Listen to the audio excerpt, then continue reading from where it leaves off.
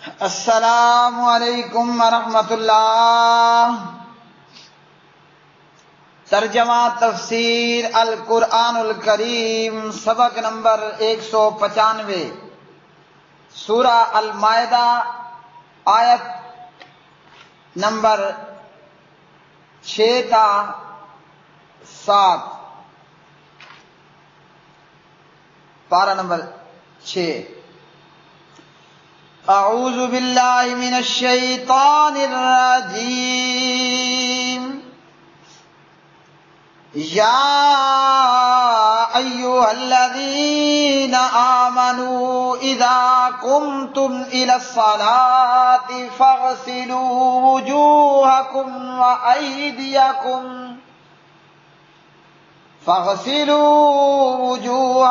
وأيديكم إلى المرافق وامسحوا برؤوسكم وأرجلكم إلى الكعبين، وإن كنتم جنبا فاطهروا، وإن كنتم مرضى أو على سفر أو جاء أحد منكم من الغائط أو لامستم النساء فلم تجدوا ماء فتيمموا صعيدا طيبا فامسحوا بوجوهكم وأيديكم منه، ما يريد الله ليجعل عليكم من حرج ولكن يريد ليطهركم وليتم نعمته عليكم لعلكم تشكرون۔ واذكروا نعمة الله عليكم وميثاقه الذي واثقكم به إذ قلتم سمعنا وأطعنا، واتقوا الله إن الله عليم بذات الصدور۔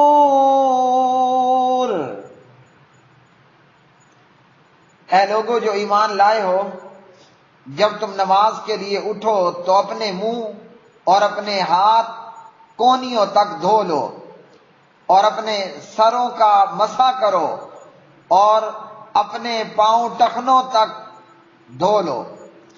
اور اگر جنبی ہو تو غسل کر لو، اور اگر تم بیمار ہو یا کسی سفر پر ہو، یا تم میں سے کوئی قضائے حاجت سے آیا ہو، یا تم نے عورتوں سے مباشرت کی ہو یعنی ہم بستری، پھر کوئی پانی نہ پاؤ تو پاک مٹی کا قصد کرو، پس اس سے اپنے چہروں اور ہاتھوں پر مسح کر لو۔ اللہ تعالیٰ نہیں چاہتا کہ تم پر کوئی تنگی کرے، اور لیکن وہ چاہتا ہے کہ تمہیں پاک کرے، اور تاکہ وہ اپنی نعمت تم پر پوری کرے تاکہ تم شکر کرو، اور اپنے اوپر اللہ تعالیٰ کی نعمت یاد کرو اور اس کا عہد جو اس نے تم سے مضبوط باندھا، جب تم نے کہا ہم نے سنا اور ہم نے مان لیا، اور اللہ تعالیٰ سے ڈرو، بے شک اللہ تعالیٰ سینوں کی باتوں کو خوب جاننے والا ہے۔ یا ایھا الذین، اے وہ لوگو، آمنو جو ایمان لائے ہو، اذا جب تم اٹھو الی الصلاۃ نماز کے لیے، فاغسلوا تو تم دھو، وجوہکم اپنے چہرے، وایدیکم اور اپنے ہاتھ، الی المرافق کوہنیوں تک، وامسحوا اور تم مسح کرو، برؤوسکم اپنے سروں کا، وارجلکم اور اپنے پاؤں یعنی پاؤں دھونے ہیں، الی الکعبین ٹخنوں تک، وان اور اگر کنتم ہو تم جنباً جمدی فتحرو تو اچھی طرح غسل کرو، وَإِنْ اور اگر کنتم ہو تم مرضا بیمار، او یا علی سفر سفر پر، او یا جاء آئے احد کوئی ایک منکم تم میں سے، من الغائطی قضائے حاجت سے، او یا لامستم تم نے ہم بستری کی ہو، النساء عورتوں سے، فلم پھر نہ، تجدو تم پاؤ، ماءً پانی، فتیممو تو تم تیمم کر لو، سعیداً طیبا پاک سطح زمین سے، فامسحوا پھر تم مسح کرو، بوجوہکم اپنے چہروں کا، وایدیکم اور اپنے ہاتھوں کا، منہ اس سے یعنی مٹی سے، ما یریدو نہیں ارادہ کرتا، اللہ تعالی، لیجعل کہ کرے، علیکم تم پر، من حرج کوئی تنگی، ولیکن اور لیکن، یریدو وہ ارادہ کرتا ہے، لیطہرکم کہ پاک کر دے تم کو، ولیتم اور تاکہ وہ پوری کرے، نعمتہ اپنی نعمت، علیکم تم پر، لعلکم تاکہ تم تشکرون شکر کرو، وَاذْكُرُوا اور تم یاد کرو، نعمت اللہ تعالیٰ کی نعمت، علیکم تم پر یعنی جو ہوئی تم پر، وَمِيثَاقَهُ اور اس کا عہد، الذی وہ جو، واثقکم اس نے معاہدہ کیا تم سے، بھی اس کا، اذ جب، قلتم تم نے کہا، سمعنا ہم نے سنا، وَاطَعْنَا اور ہم نے اطاعت کی، وَاتَّقُوا اللَّهَ اور تم ڈرو اللہ تعالیٰ سے، ان اللہ بے شک اللہ تعالیٰ، علیم خوب جاننے والا ہے، بذات الصدور سینوں کے راز۔ پیارے بھائی اور میری بہنوں، آج کے اس سبق میں اللہ رب العالمین نے نماز، وضو اور تیمم کے حوالے سے ہمیں بتلایا۔ نماز کے لیے وضو کرنا فرض ہے اگر پہلے سے وضو نہیں ہے، اور اگر ہے تو پھر وضو کرنا مستحب ہے۔ بے وضوگی کی حالت میں نماز نہیں ہوگی۔ اس آیت کو آیت تیمم بھی کہا جاتا ہے، اور اس آیت کو آیت وضو بھی کہا جاتا ہے، کہ اس آیت کے اندر اللہ رب العالمین نے وضو کا بیان بھی فرما دیا، اور اس آیت مبارکہ کے اندر اللہ رب العالمین نے تیمم کا بھی ارشاد فرما دیا۔ تو نماز پڑھنے کے لیے باوضو ہونا ضروری ہے، اور اسی طرح اگر وضو کے لیے پانی موجود نہیں ہے، پانی کا ملنا ناممکن ہے، تو پھر مٹی سے، پاک مٹی سے تیمم کر لیا جائے۔ یہ آیت اس واقعے کے پس منظر میں نازل ہوئی کہ جب جناب ابو بکر صدیق رضی اللہ تعالی عنہ کی بیٹی سیدہ عائشہ صدیقہ طیبہ طاہرہ رضی اللہ تعالی عنہا کا ہار گم ہو گیا۔ اما جی سیدہ عائشہ رضی اللہ تعالی عنہا بیان کرتی ہیں کہ میرا ہار گم ہو گیا، اور ہم مدینے کے قریب تھے، مدینے میں داخل ہونے والے تھے۔ نبی علیہ الصلوۃ والسلام نے اپنی سواری کو بٹھا دیا، اور آپ سواری سے نیچے تشریف لے آئے، میری گود میں سر مبارک رکھا اور آرام فرمانے لگے۔ تو ابو بکر رضی اللہ تعالی عنہ آئے، اور انہوں نے زور سے مجھے کچوکا مارا اور فرمایا کہ تمہارے ہار گم ہو جانے کی وجہ سے یہاں لوگ رکے ہوئے ہیں۔ اما جی عائشہ فرماتی ہیں کہ چونکہ نبی علیہ السلام میری گود میں سر رکھے آرام فرما رہے تھے، تو میں ہلی جلی نہیں تاکہ پیارے نبی علیہ السلام کی آرام کے اندر خلل نہ پڑے۔ جب نبی علیہ السلام بیدار ہوئے اور صبح کا وقت ہوا، پانی تلاش کیا گیا لیکن پانی نہیں تھا، تو پانی میسر نہ آنے کی وجہ سے یہ آیت مبارکہ نازل ہوئی۔ اس آیت کے نزول کے بعد جناب حضرت اسید بن حضیر رضی اللہ عنہ نے کہا، اے آل ابو بکر، اللہ تعالیٰ نے لوگوں کے لیے تم میں برکت پیدا فرما دی ہے، تم لوگوں کے لیے سراپا بابرکت ہو، سراپا بابرکت ہو۔ صحیح بخاری حدیث نمبر 4608، مسلم حدیث نمبر 367۔ تو اماں جی کا ہار گم ہوا اور اسی ہار کی تلاش میں دیر ہوئی، نماز کا وقت ہو گیا اور اب ہار نہیں مل رہا تھا، تو اس صورتحال میں نماز بھی پڑھنی تھی، اور نماز کے لیے چونکہ وضو فرض ہے، ضروری ہے، پانی غیر موجود تھا، پانی نہیں تھا، تو اس نازک صورتحال میں یہ آیت مبارکہ نازل ہوئی کہ اگر پانی موجود نہ ہو تو پانی کی عدم موجودگی کے اندر پھر پاک مٹی سے تیمم کر لینا ہے۔ اب اس آیت مبارکہ میں ہمیں بتایا گیا کہ نماز کے لیے منہ کو دھو لینا ہے، کونیوں تک بازوؤں کو دھو لینا ہے، سر کا مسح کر لینا ہے اور پاؤں کو ٹخنوں تک دھو لینا ہے۔ اب اس کی کیا ترتیب، کیا تفصیل، کیا معاملہ ہوگا، یہ چیز حدیث کے اندر موجود ہے۔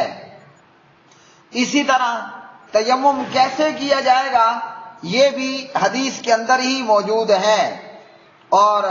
اللہ رب العالمین کے پیارے نبی علیہ الصلوۃ والسلام نے پھر باقاعدہ اس کی ترتیب اور طریقہ بتلایا۔ وضو سے پہلے نیت کا کرنا بھی ضروری ہے، کیوں کہ انما الاعمال بالنیات، اعمال کا دار و مدار وہ نیتوں پر ہے، تو وضو ہو، نماز ہو، زکوٰۃ ہو، حج ہو وغیرہ، ان سے پہلے نیت کا کرنا ضروری ہے۔ وضو یا نماز وغیرہ کے لیے زبان سے نیت کے الفاظ کوئی نہیں ہے، دل میں ارادے کا نام ہی نیت ہے۔ اور پھر نبی علیہ الصلوۃ والسلام نے ہمیں وضو کر کے بتلایا۔ بعض لوگوں کو اس آیت سے شبہ ہوا، یا بعض لوگوں نے شبہ پیدا کرنے کی کوشش کی کہ پاؤں کو دھونے کی بجائے مسح کرنا ہے، جبکہ ایسا نہیں ہے، پاؤں کو بھی دھونا ہے۔ جیسے اپنے منہ اور ہاتھوں بازوؤں کو دھونا ہے، اسی طرح پاؤں کو بھی ٹخنوں سمیت دھونا ہے، جیسا کہ خود نبی علیہ الصلوۃ والسلام نے پاؤں کو دھویا، اور پیارے نبی علیہ الصلوۃ والسلام نے پاؤں کو دھونے میں یہ بھی بتایا کہ اگر کوئی حصہ وضو میں خشک رہ گیا تو وضو نہیں ہوگا، وضو دوبارہ کرنا ہوگا۔ وضو کرتے ہوئے بسم اللہ پڑھنا بھی ضروری ہے، جان بوجھ کر بسم اللہ نہیں پڑھا جائے گا تو وضو نہیں ہوگا، ہاں اگر بھول گیا تو بھول چوک معاف ہے، پھر وضو ہو جائے گا۔ اسی طرح اگر کوئی وضو کر رہا ہے، بسم اللہ پڑھنا اگر بھول گیا تو پھر وضو درست ہے، اور وضو کے اندر پاؤں کو دھونا ہے۔ نبی علیہ الصلوۃ والسلام نے فرمایا، ایڑیوں اور پاؤں کے تلووں کو ہلاکت ہے جہنم کی آگ سے، یعنی وضو کرتے ہوئے اعضائے وضو کو اچھی طرح دھونا ہے۔ اگر پاؤں دھوتے ہوئے ایڑیاں بھی خشک رہ گئیں تو وضو جو ہے وہ نہیں ہوگا۔ وضو کرتے ہوئے منہ دھونے میں کلی کرنا اور ناک میں پانی داخل کر کے ناک کو جھاڑنا اور داڑھی کا خلال کرنا بھی شامل ہے۔ ابن ماجہ حدیث نمبر 431 431۔ اور اسی طرح بازوؤں کو کونیوں سمیت جو ہے وہ دھونا ہے۔ حضرت ابو ہریرہ رضی اللہ تعالی عنہ، انہوں نے وضو کیا اور وضو کرتے ہوئے چہرہ دھویا اور مکمل وضو کیا، اور پھر فرمایا کہ میں نے نبی علیہ الصلوۃ والسلام کو اسی طرح وضو کرتے دیکھا، اور اس میں حضرت ابو ہریرہ رضی اللہ تعالی عنہ نے اپنے دونوں پاؤں کو دھویا۔ صحیح مسلم حدیث نمبر 246۔ اور اسی طرح وضو کرتے ہوئے پورے سر کا مسح کرنا ہے، اور سر کے ساتھ ہی کان بھی شامل ہیں، اور علیحدہ سے پھر گردن کا مسح کرنا، سر کے مسح کے بعد گردن کا الگ سے مسح کرنا، یا الٹے ہاتھوں مسح کرنا گردن کا، نبی علیہ السلام سے ایسا کچھ بھی ثابت نہیں ہے، اور یہ محض بدعت ہے۔ مسح کرتے ہوئے پیارے نبی صلی اللہ علیہ وسلم اپنے دونوں ہاتھ آگے سے گدی تک لے جاتے اور پھر واپس لے آتے،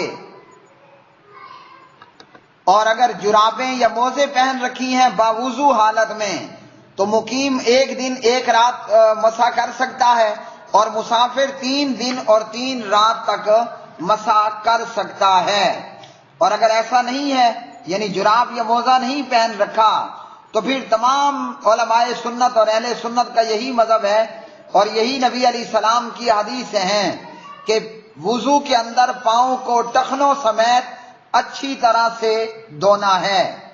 عبداللہ بن عمر رضی اللہ تعالی عنہما بیان کرتے ہیں، ایک سفر میں رسول اللہ صلی اللہ علیہ وسلم ہم سے پیچھے رہ گئے، پھر آپ نے ہمیں پا لیا، نماز کا وقت ہو گیا، ہم وضو کر رہے تھے اور اپنے پاؤں پر گیلا ہاتھ پھیر رہے تھے، تو نبی علیہ السلام نے بلند آواز میں 3 مرتبہ فرمایا، ان ایڑیوں کے لیے آگ میں بڑی ہلاکت ہے، یعنی کہ پاؤں کو اچھی طرح دھونا ہے۔ صحیح بخاری حدیث نمبر 60۔ اسی طرح وضو کو ترتیب سے اور لگاتار کرنا ضروری ہے۔ بے ترتیبہ وضو یعنی پہلے پاؤں دھو لیے پھر ہاتھ دھو لیے، الٹا پھلٹا کر کے وضو کرنے پر وضو نہیں ہوگا، اور لگاتار کنٹینیو وضو کرنا بھی ضروری ہے۔ اور پھر فرمایا اللہ رب العالمین نے، اگر کوئی جنبی ہے تو غسل کر لے، اور اگر بیمار ہو یا سفر پر ہو یا قضائے حاجت سے آیا ہو یا ہم بستری کی ہو، وضو کرنا ہو یا کہ غسل کرنا ہو اور پانی نہ ہو تو پھر پاک مٹی کا قصد کرو، یعنی تیمم کر لو۔ تیمم کا طریقہ یہ ہے کہ اپنے دونوں ہاتھ 1 مرتبہ زمین پر مار کر دونوں ہاتھوں کو آپس میں جھاڑ لینا ہے ہلکا سا، پھر ہاتھوں کو اپنے چہرے پر پھیر لینا ہے، اور پھر ہاتھوں کو ہاتھوں پر پھیر لینا ہے صرف کلائی تک، یہ مسح ہو گیا۔ غسل واجب تھا تو غسل ہو گیا، وضو کرنا تھا تو وضو ہو گیا۔ دونوں ہاتھ زمین پر مارے، ہاتھوں کو آپس میں جھاڑ لیا، ہاتھوں کو پہلے چہرے پر پھیر لیا اور پھر ہاتھ کو ہاتھ کے اوپر پھیر لیا، اور پھر اللہ سبحانہ و تعالیٰ نے فرمایا، اپنے اوپر اللہ کی نعمتوں کو یاد کرو اور اس عہد کو جو تم نے اللہ سے کیا تھا۔ نعمت سے مراد اسلام ہے، اور عہد و اقرار سے مراد ایک تو وہ عہد کو جو نبی علیہ السلام ہر آدمی سے مسلمان ہونے پر لیا کرتے تھے، دوسرا اس عہد سے مراد عہد الستو بھی ہو سکتا ہے کہ جب اللہ نے آدم کی اولاد کو آدم کی پیٹھ میں سے نکال کر تمام کو اپنے سامنے کیا اور سب سے جو ہے وہ اپنے متعلق عہد لیا، فرمایا اللہ رب العالمین نے، وَإِذْ أَخَذَ رَبُّكَ مِنْ بَنِي آدَمَ مِنْ ظُهُورِهِمْ ذُرِّيَّتَهُمْ وَأَشْهَدَهُمْ عَلَىٰ أَنفُسِهِمْ أَلَسْتُ بِرَبِّكُمْ قَالُوا بَلَىٰ شَهِدْنَا أَن تَقُولُوا يَوْمَ الْقِيَامَةِ إِنَّا كُنَّا عَنْ هَٰذَا غَافِلِينَ أَوْ تَقُولُوا إِنَّمَا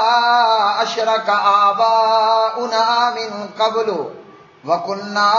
ذُرِّيَّةً مِّن بَعْدِهِمْ أَفَتُهْلِكُنَا بِمَا فَعَلَ الْمُبْطِلُونَ۔ اور جب آپ کے رب نے آدم کی پشتوں سے ان کی اولاد کو نکالا اور انہیں ان کی جانوں پر گواہ بنایا اور پوچھا کہ کیا میں تمہارا رب نہیں ہوں، انہوں نے کہا کیوں نہیں،